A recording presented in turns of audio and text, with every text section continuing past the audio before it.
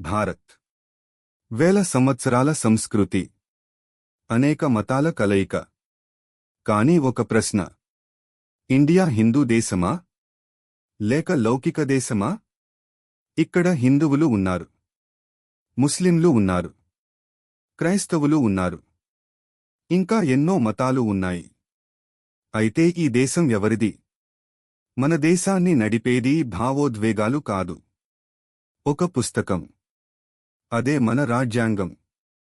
మన రాజ్యాంగం చెబుతోంది భారత్ ఒక లౌకిక దేశం అని. లౌకికం అంటే ఏమిటి? ప్రభుత్వం ఏ మతాన్ని ప్రత్యేకంగా ప్రోత్సహించదు, అందరినీ సమానంగా చూస్తుంది.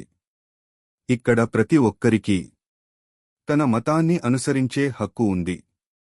ఇది మన స్వేచ్ఛ, ఇది మన బలం. భారత్ హిందూ దేశమని చెప్పేవారు ఉన్నారు, లౌకిక దేశమని చెప్పేవారు కూడా ఉన్నారు. కానీ నిజం ఏమిటంటే భారత్ అందరిది.